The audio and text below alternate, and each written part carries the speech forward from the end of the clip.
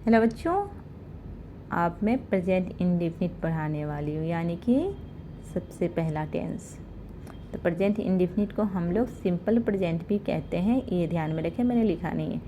इस टेंस में क्या होता है कि काम वर्तमान समय में तो होता है, पर काम पूरा हुआ है या नहीं, उस सेंटेंस से पता नहीं चलता कि काम पूरा हो चुका है या चल ही रहा है, तो ये पता नहीं चलता। तो उसको हम पहचानेंगे कैसे?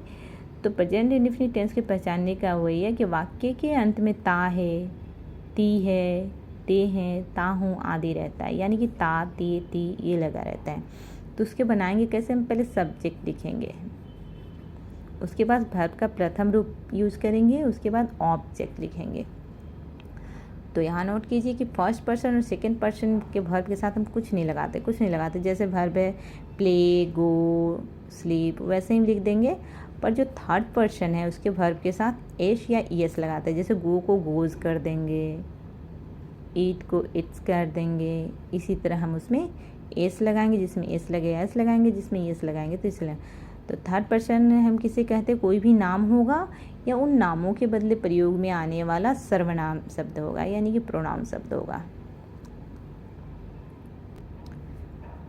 तो सबसे पहले हम प्रेजेंट इंडेफिनिट के सिंपल सेंटेंसेज यानी कि अफर्मेटिव सेंटेंसेज सकारात्मक वाक्य के जरिए समझेंगे। मैंने एक ही तरह के सारे वाक्य लिखे हैं। तो देखिए, मैं आम खाता हूँ, अंत में ता हूँ है ना, तो ये प्रेजेंट, इसी से हम पहचानेंगे कि ये प्रेजेंट इंडेफिनिट टेंस का सेंटेंसेज है। तो आई ईट मैंगो, तो ईट के साथ कुछ नहीं लगाया क्योंकि ये फर्स्ट पर्सन है। हम आम खाते हैं, वी एट मैंगोस।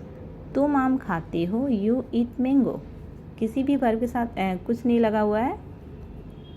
वे आम खाते हैं, दे ईट मैंगो। सीता आम खाती है, सीता क्योंकि थर्ड पर्सन हो गई तो इसके वर्ब के साथ लगेगा इट्स, एस लग गया है। वह आम खाता है, तो वह एक प्रोनाउन है, तो उसमें भी इट्स लग गया।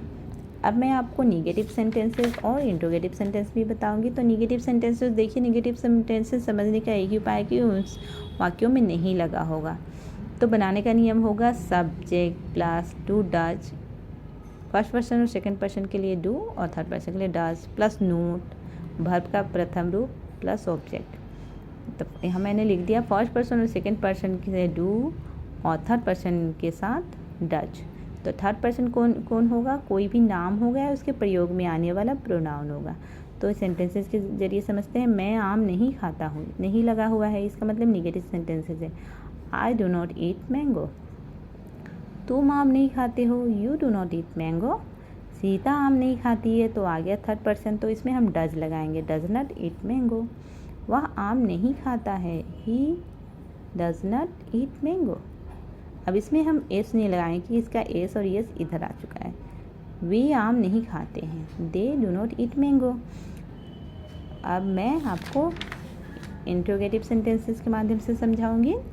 तो इंट्रोगेटिव सेंटेंसेस में क्या है कि उसमें पता है कि आपको पहले क्या लगा होगा। तो उसमें हम क्या करेंगे, डू और डज को पहले ले आएंगे, डू और डज को पहले लाना है और उसके बाद सब्जेक्ट लिखना है, वर्ब का प्रथम रूप ही रहेगा और ऑब्जेक्ट रहेगा। इसमें क्रियाओं में ऐसे और येस नहीं लगाना है, क्योंकि ये जो थर्ड पर्सन में ऐसे और येस लगता है वो डू में लग चुका है, डू डज बन चुका है। क्या तुम आम खाते हो? Do you eat mango. क्या सीता आम खाती है?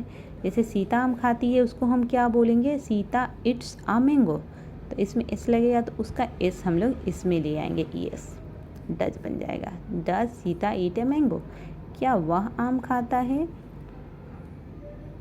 तो ही एक प्रोनाउन है, तो प्रोनाउन से पहले हम डज लगाएंगे, डज ही ईट मैंगो। क्या वे आम खाते हैं? Do they eat mangoes. क्या हम आम खाते हैं? Do we eat mangoes. क्या आप आम खाते हो?